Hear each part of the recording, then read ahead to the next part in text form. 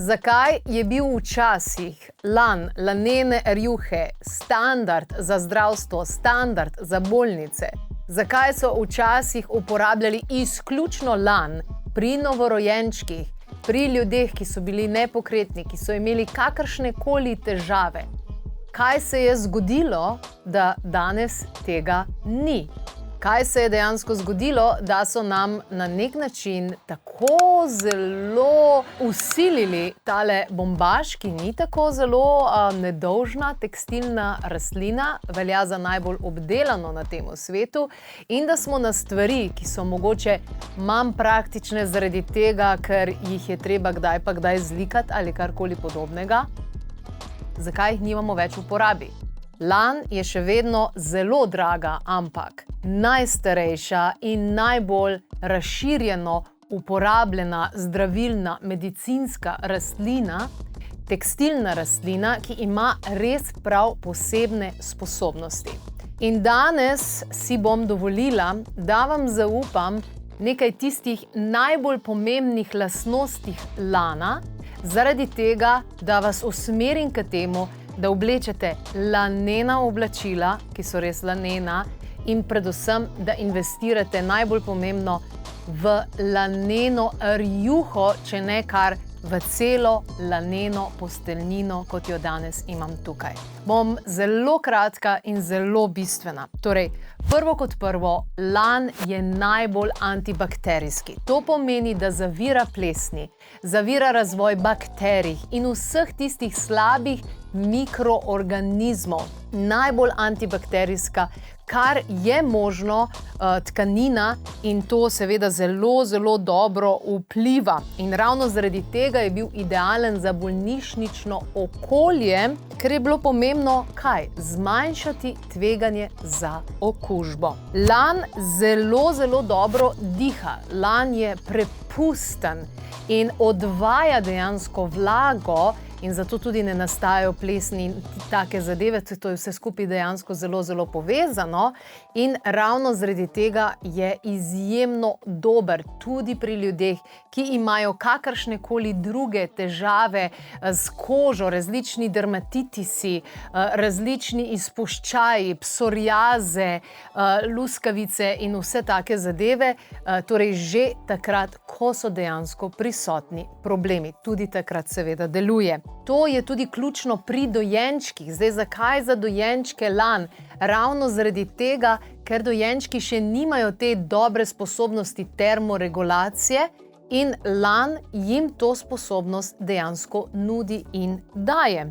Tudi kadar so kakršnekoli druge stvari prisotne. Pogosto so uporabljali lan tudi za plenice, za povijalne krpe in seveda najbolj pomembno za posteljnino. Lanena posteljnina ni poceni, ampak je zelo poceni, če pogledate na dolgi rok.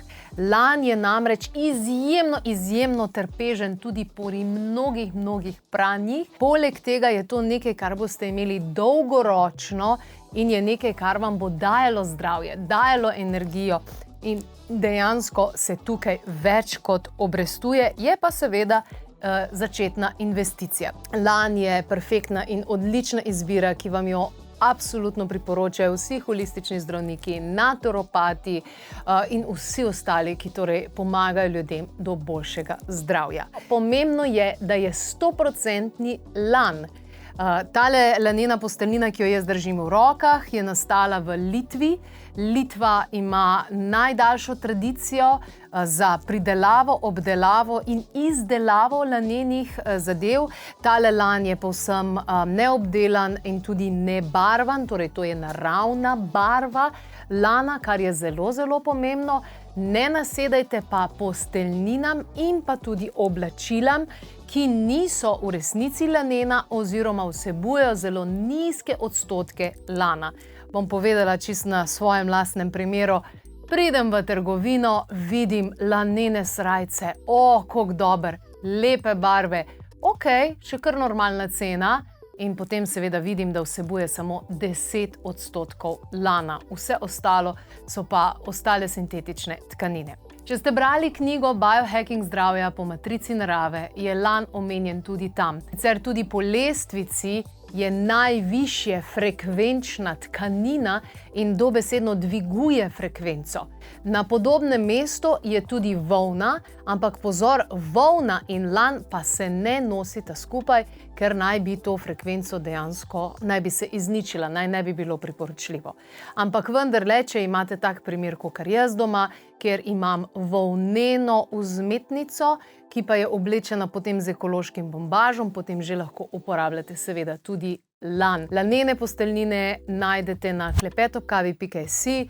Tole je strani Litve, torej iz Litve, družinskega podjetja, ki od leta 1957 že ustvarja, torej z veliko družinsko tradicijo, lanene izdelke in to je tisto, v čemer se boste res dobro počutili.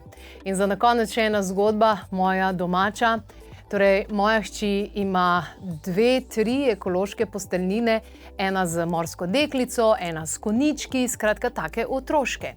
In potem, ko sem ji zamenjala za tole laneno posteljnino, sem pričakovala upor, ker tukaj pa ni nič gor, takega otroškega. Vendarle, po prvi noči je poročala, da je zelo dobro spala in da je posteljnina zelo všeč, kar je mene osebno zelo šokiralo, ker sem pričakovala uporništvo, ker ni nobenih zadev in poslikav na sami posteljnini, ampak dejansko se dobro počuti in je tudi to zaradi tega njena najljubša posteljnina, kot seveda tudi moja. Investirajte v laneno posteljnino, ni to posteljnina, ki jo imate lahko samo poleti, zaradi tega, ker hladi, termoregulativna je in je več kot odlična tudi v zimskem času. Investirajte v to. To je ena izmed tistih stvari, za katero je vredno šparati, za katero je vredno tudi počakati nekaj časa in nadomestiti z vsemi tistimi sintetičnimi, ki pa vam kradejo zdravje. Dobesedno.